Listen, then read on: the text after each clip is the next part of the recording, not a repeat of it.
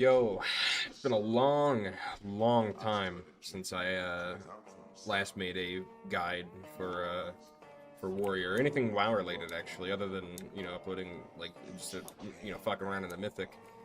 So I wanted to kind of make a guide. I know it's kind of been the same. The season's gonna be pretty long, probably like another month or two left in the season. And I just started, I just came back. Already played a little bit last season, and I got glad, played Ret Warrior, and kind of just left again, did some other games, I guess, took some time away, and now I'm back again, and I am playing this season. I've been playing a little bit this season. And I want to go ahead and make a guide for Fury Warrior, seeing how the 9.2.5 just came out a couple days. By the way, cross faction is still disabled as of making this video. I don't know what's going on with that, but hey, my faction changed over to Alliance just before a couple days before patch came through, because I was looking forward to going back to being Alliance, right? And now that I'm over here, I've gotten some games, and I've played a little bit, and it's not really too much. Pretty much 2202s and 3s just came back, not too bad. But yeah, anyway, I wanted to make a guide for Fury Warrior for 9.2.5 going onward, and if anything changes, then we'll make an updated version, right? But this is gonna ride out for the rest of the current season, so if this this guide might be for you, or there's other guides out there. It's been a long time since I made one of these. Anyway, I want to go ahead and break down what I'm using and why I'm using it. So I've already got full duelist gear, and I kind of went with a lot of haste. Haste seems to be a pretty important thing for a lot of classes. I see a lot of people already like kind of stacking haste, and I wanted to try it out and run a couple different warriors, and I've got 3 right now that are running 3 different stat setups, and running 2 varieties of weapons, whether they be 2-handers or 1-handers. And right now I stacked a bunch of haste. I got very minimal crit, 25% mastery, but with the Necro Lord buff you gain 30% mastery, so my stats are actually pretty well rounded out right now. Sorry, I'm back. I had to fix something that was on the screen. You can probably see it anyway, but even with the Catalyst creation coming out, I've even converted some of my off pieces to quote tier, even though it's obviously not tier set, but I changed it because I wanted to get a different stat prio. So I had tiered my bracers just to get even extra haste. And all my gear is socketed. I've got all the extra haste and then a little bit of mastery. And I never did Korthia. When I came back to the game last season, I never did any like Korthia or anything. Like, I only did it just so I could mount up in the maw and do all this other stuff. So I don't have the Korthia sockets and the speed sockets and things like that. So I only have the sockets that they provide you after clearing your vault each week, buying the 6 tokens of merit, or whatever they're called, exchanging them for like, I don't know what it's called off the top of my head, but it's a thing that will let you put a socket on like your helm, necklace, bracers, and rings, right? So all my gear is socketed out. I have all the stats that I want, and I'm fully dual geared. I'm stacking a lot of haste, pretty well-rounded stats. I mess around a little bit with fresh meat and sudden death. I kind of like both of the talents. Just kind of just depends. Sudden death is nice. I really like this as well, because it kind of fills in the rage gap, and the more haste that you have, the more what I've noticed is that it kind of quickens the internal like cooldown thing that it has. I don't know if that's necessarily what it's called, but it always feels like it procs more because I have more haste, right? Fresh meat I also like because it allows me to keep enrage up like all the time, especially if I'm running something like enduring rage, which in most cases in arenas right now I haven't been running because there's been a lot of melee cleaves as of the change to warlocks and the recent patch in PvP that came out, where they nerfed the resolve trinket. So locks and mages and all that isn't really like, you still see them, but they weren't like every other game. And of course Holy Priest is still probably the most popular healer. It's the only healer that I typically run into most of the time, or it's Arsham. Arsham also just got buffed as well, but you get the point. So I played a little bit of DH Warrior this season. Wasn't really too big of a fan of it. Again, Ret just kind of feels too good to play like with compared to anything else. I mean, I guess Turbo is okay. Turbo is I think probably my second best is what I would like to play. You don't really have a whole lot of options, you know. Well, no, that's not true. I wouldn't say you don't have, you know, a whole lot of options. You could play WPS, which is where they Shadow Priest and a Shaman. Shamans did just get buffed right now, and you know they're in a little bit of a better spot, I think. So you can run like Warrior Shadow Priest. You can, you could run like Warrior Locke, I guess, but Locke just got nerfed and it's not like as tanky as it was before. And I know they made some changes to Destro and Affy, so maybe. I've been seeing a lot of Demo and a lot of Affliction. But more importantly, I've been seeing a lot of jungle. I don't know why, but I'm seeing a lot of jungle just playing lately. It's a bit scary. But anyway, the most success I've seen so far is Ret Warrior. It seems to be a pretty well-rounded comp, especially if you're Necro Lord. You know, you give the Ret banner, and they're kind of a wheelchair class, right? So when they get banner, you know, they're allowed to hit things, right, for about you know, 20 to 30 seconds. You know, given your Unity, right, your Unity Legendary. You know, for Necro Lord. So, you know, it helps enable them, and they get the 400 mastery, so that's the comp I kind of like playing right now. It's also the only comp I really can play right now, because cross-faction is disabled, and I can't really play with my friends, and I'm not factioning back over, because there's the whole reason why I came to Alliance in the first place, is, you know, I missed Alliance. I haven't played Alliance in, like, 3 expansions, so now I'm back, and I don't want to go back. I don't want to spend the money to go back. I just would rather wait until it comes back. But anyway, that's what's going on in arenas right now. But back to my talents. I run a lot of Impending Victory or Stormbolt. Actually, I would like to clarify. I sometimes run all 3 of these talents in arenas. It just depends on what I'm queuing into, and I really can't say for certain because, you know, things are always bound to change. It's arenas, right?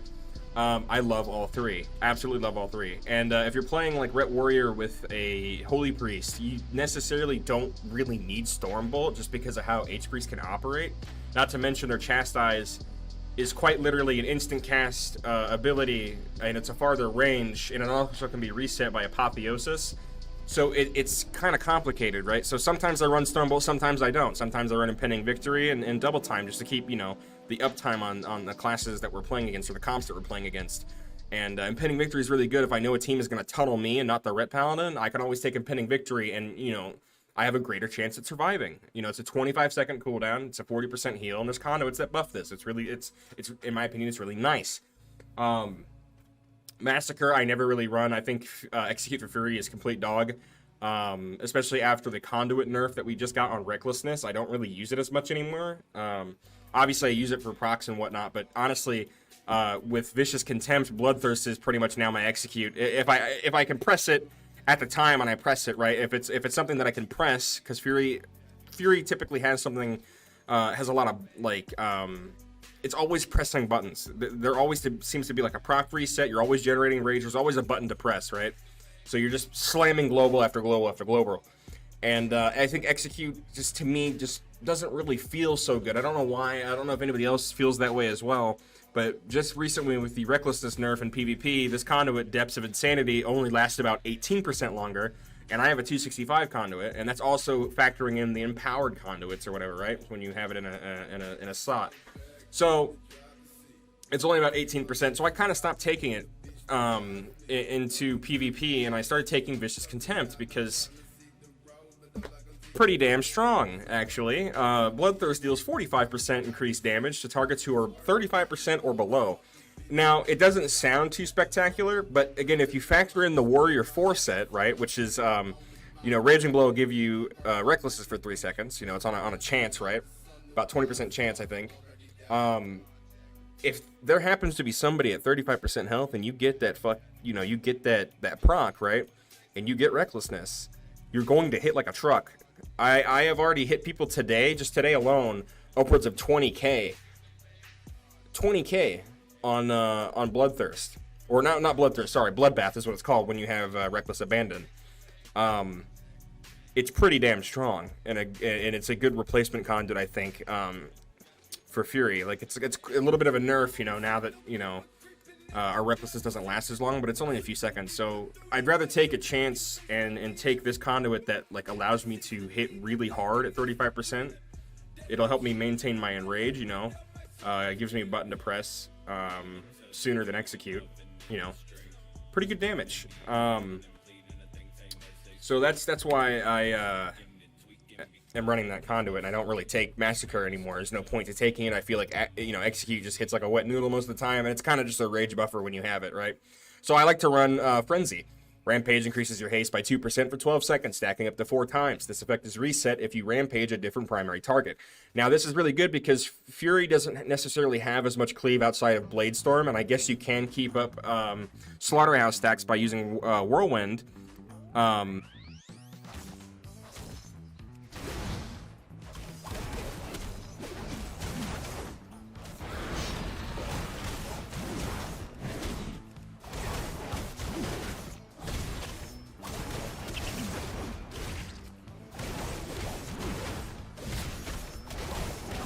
Whirlwind is just like a filler, and you just, you know, you kind of press it when you have like nothing else to press, and you just slam more globals when you can, right? So it's always like you're always going to be tunneling into one target. It's not like you're going to be cleaving a whole lot outside of Bladestorm. So it's good to just have that haste buff, because chances are you're going to be tunneling into one person and one person alone. Given you know the Slaughterhouse and how it works, you know, Rampage reduces the healing of the target receives by 5% up to 8 times, which is 40%. Last 6 seconds, right? So you're always going to be tunneling one target, right? So when it's always good to have something like this that, you know, gives you more and more haste. Onslaught, I've never really messed with, honestly. It just seems like a filler ability, and it generates rage, and it just doesn't seem too good to me. I'd rather just have more bonus haste. You know, haste affects everything, so you know I prefer that. Fourth talent, talent row 3, we got Furious Charge, Bounding Stride, and War Paint. Honestly, since the Arms Warrior changes a while back, nerfing D-Stance, this is basically a free talent at this point. Being enraged, you just reduce damage taken by 10%. It's a pretty good talent. I would not take anything else in this tier. I never had to take anything else in this tier. And I just prefer War Paint. It's just a passive 10% damage reduction. It's basically like you're sitting in D-Stance without the damage penalty of Fury. The fifth talent row, I wouldn't even consider taking any of these other abilities, because Cruelty is just too high value. While enraged, Raging Blow deals 20% more damage, 30% chance to instantly reset its cooldown. Chances are you're always going to be enraged if you're tunneling into one target, right? You're slamming globals, slamming rampages, so you're always going to be enraged. So it just adds up more and more. Again, the sixth talent tree. I wouldn't take anything in here. Again, these are all low value. We don't even run anything like crit right now. So, you know, Dragon Roar is effectively useless. It's not like old Dragon Roar, right? Where I think it would bypass armor and do a lot of, you know, physical damage, right? So obviously the number one go-to talent is Bladestorm, right? And this will follow up with what legendaries I'm using, right? So Bladestorm, it's just Bladestorm. You already know what Bladestorm is if you're watching the video. You know, immunity to roots and snares, right? And get yourself out of that stuff. And honestly, if you get really good with the timing, with Bladestorm, you can actually break your own CCs as they come onto you. Like, for example, like if you get cloned, you can actually break your own clone. You can break your own polys. I'm not sure if people know exactly what I'm talking about, and I don't have anybody like on demand to like show you this. I just have a video in the past where I'm able to like break my own CC, and I'll use that as an example. But it's still doable to this day. You can break out of your all your CCs if you time it correctly, and you'll be on DR. So this is really huge. Also, it's important for the legendary as well, because the main legendary that I run is Signet of Tormented Kings. While activating Bladestorm, it'll grant you Recklessness or Avatar, and each of those abilities randomly casts one of the other two abilities. So we have 2 Bladestorms. And essentially, most of the time, whenever you use it, most of the time it gives you Bladestorm anyway. So you know, it is what it is. Like if I pop Wreck right now, chances are to give me Bladestorm. Okay, never mind. All right, point proven. It's random, but most of the time, I promise you, I will always get Bladestorm. It just happens. Okay, it just happens. This is good for a multitude of reasons, because Avatar, when you get the proc, grants you Rage. Recklessness grants you Rage. Bladestorm grants you Rage. All these abilities grant you Rage. This is good because you have 2 abilities now. So if I waste my Ignore Pain, I have 23 rage, but if I pop Blade Storm, look at that, back up to 50 rage. And I gain 20 rage for using Avatar. It's basically the arms effect that you gain, right? You gain, you know, 20% damage dealt, and you gain 20 rage, essentially. Like I said, this legendary is insanely good because no matter what ability you use, it is always beneficial. Always beneficial. And with this, I would say that Warrior has 2, if not 3 bursts. You know, between your Wreck and War Banner and Blade Storm. So you technically have 3 different abilities to do, you know, big damage with, right? Extremely important. Final talent tier. Again, I don't really see myself using anger management. Again, why wouldn't I? Reckless Abandon is actually insane. Recklessness generates 50 rage and greatly empowers your Bloodthirst and Raging Blow, which converts the 2 abilities into Crushing Blow and Bloodbath. Now, if you look at the damage breakdown of these 2 abilities, right, without me being enraged, okay, so my current right now, Raging Blow does 4.7k damage, okay, so if I get Wreck right now, we pop it, 8.7k damage. We're talking a 45% to 50% damage increase on these 2 abilities. That's not including me being enraged and getting my, you know, my mastery buff, my 30% mastery buff, or even using War Banner, right? So this is a massive damage increase for these 2 abilities, which are effectively your main forms of damage. A lot of the times, your main damage is going to be Crushing Blow. Rampage is just there to rage dump and put on Mortal Strike. That's really all it is. But most of the times when you kill something, it's going to be because of Crushing Blow or Bloodthirst now at this point. And I'll try and round up some examples of Bloodbath being really good with Vicious Contempt, acting like an Execute. Okay, so here's an example of Bloodthirst being used as an Execute. I'm going to do this over the course of several examples with cooldowns and then without cooldowns. As you can see, I have Vicious Contempt Conduit. It's not even the best item level, but you know, it's what I have right now. Obviously, you want to be enraged, which you'll always try and be enraged for anyway. So we'll do a standard one first without enrage, and then we'll do one with enrage. So we'll get the idea. Okay, so they're at 35% health, right? 4.8k. We'll do one more. 5k, right? Now enrage, 5.9k. We'll do one with Wreck. It is possible. Here, I'll do this a very specific way so I don't use all my cooldowns. We'll just do something like this. We'll get them low. We'll just go ahead and get enraged, right? So we'll just pop Wreck.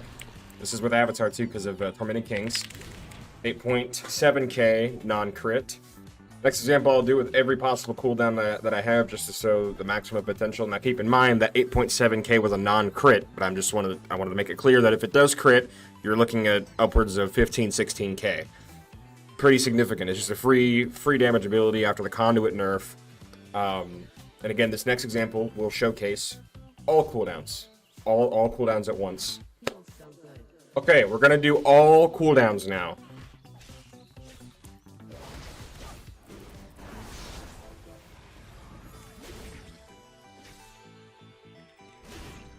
So non-crits, you're talking 8 to 9k, right, with this conduit, and that's all cooldowns. It's just extra damage. It would still be just a couple of seconds with the other conduit after it's been nerfed. And I find that this actually gets me kills quite often. I know these weren't the best examples. I wasn't showing the true maximum potential, like if they're all critting and they look nice and they're satisfying and things die. But you get the point. When it happens, and it can win games. I have hit, you know, bloodbaths upwards of, you know, 15, 20k, and if I pop all my cooldowns, I've sometimes seen 30k.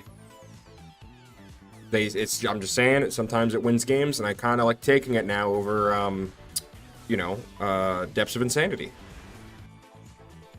So for your auto talents, what I like to run is a lot of these kind of aren't. So Slaughterhouse, I would say, is the only one that's not interchangeable unless you're running with a Demon Hunter that runs the Mortal Strike Blade Dance, or if you're going to be playing with a Red or a Shaman, chances are you're going to be always running Slaughterhouse. So it's pretty much the only one that's not really interchangeable.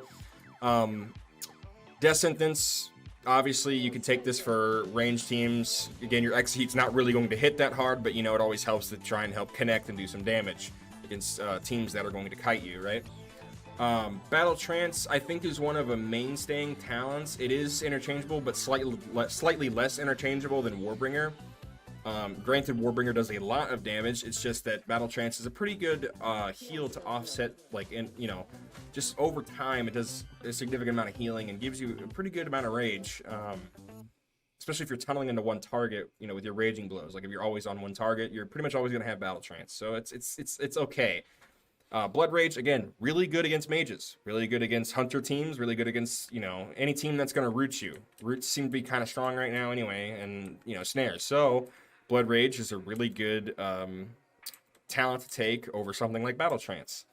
Again, these are all interchangeable. Warbringer does a ton of damage, especially if it's done correctly.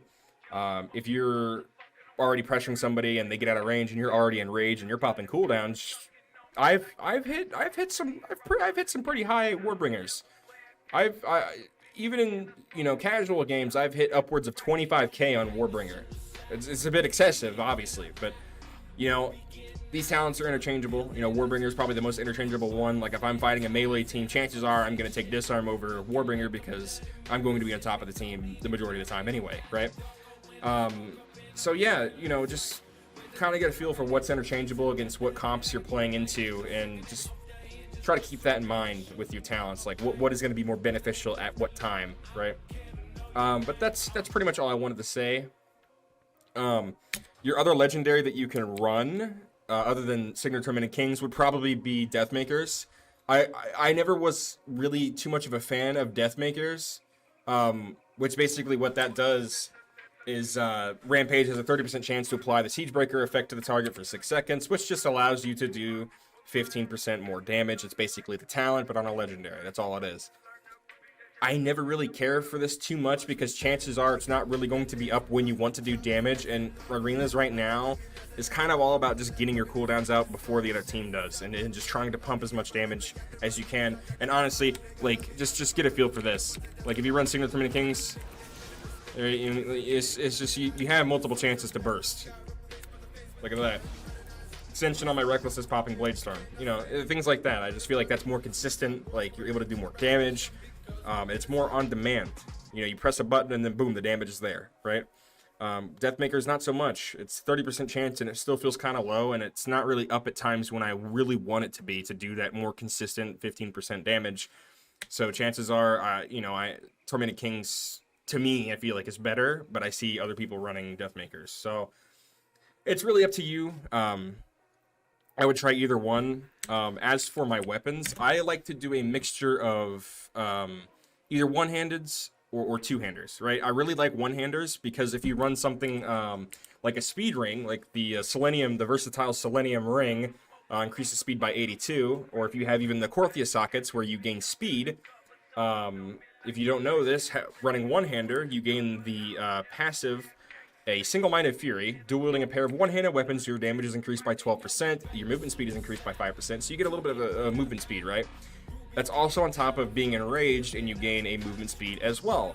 So, one-handed fury, to me, feels like you're kind of just playing it to be unpeelable, especially if you run something like, again, the speed ring, or any Korthia sockets, or the fortified speed. Now, I've noticed that these things are usable, like, in arenas. I just don't know how much to what extent.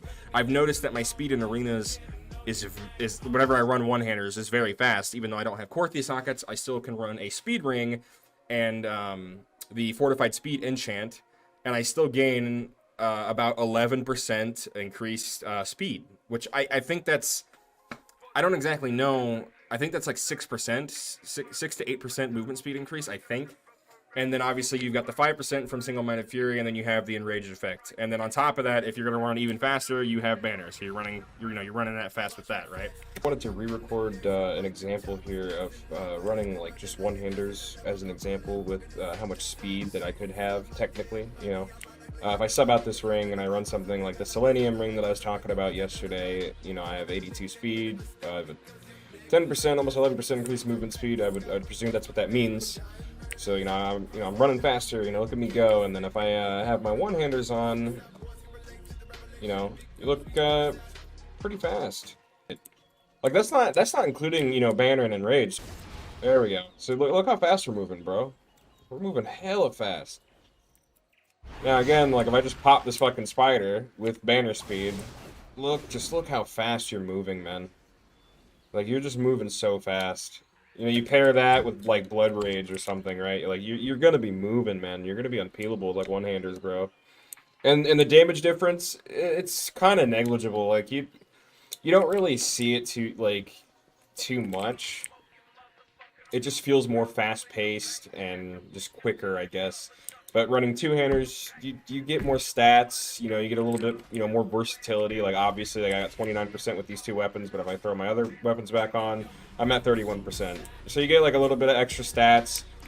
And the damage, like I said, is somewhat like negligible. It's not really there. It's not really important. It's, I guess, more so if you want to try and min-max at the top end level, you could do something like that. But I've noticed that the damage is relatively the same. I wouldn't say one is greater than the other, even with the additional stats that you get for running two-handers. It just feels kind of negligible. Like I've ran both consistently for a while, and it all dies the same, dude. I'm gonna be honest, it all dies the same. It doesn't really matter. But I just wanted to say that it's all preference, and I guess you can really notice the movement speed. Like there are games that I've had where I literally I feel so unpeelable that like I'm always on my target, And like I said, you pair that with blood rage, and you can't be peeled, especially in an arena, right? Like let's say you're running with a ret, or you have freedom, or you have a healer that can dispel. Like if you get polyed or something, right? You have another out. You have like trinket, you have reflect, you have your blood rage for your roots and snares. Like you can feel pretty unpeelable at times. So I guess that's a benefit of running one-handers, but that's just the basics. Two-handers has more stats. But like I said, the damage is kind of negligible. So I like running both. It just depends. But I wanted to make like a quick update on that because I wasn't able to properly like get my thoughts out as clear as I could today. So I started recording the video yesterday, but I just wanted to add that real quick. And yeah, that's it. But that's all I wanted to make for this guide. I don't think anything else has to really be explained, like, running Aegis for casters, or running Aegis against, like, a Ret Paladin or something, right? Anything that has the ability to deal magic damage, you want to kind of just reduce that, right? If you don't run into that and you run into a pure physical team, like, I take the Haste Trinket, I take Alacrity, right? But that's all I really wanted to make for this guide, and I really hope this kind of, like, helps people on the right path. I feel like some people might be kind of confused, or they don't know what to do when playing Fury, or how to set up their stats. But I hope this helped a little bit. If there's any questions that people have, and if I feel like I haven't explained something properly, please let me know, and I will try to explain it better in either a follow-up video, or I will respond to you directly in the comments. But thank you very much for watching. I really appreciate this, and I hope you all have a wonderful day.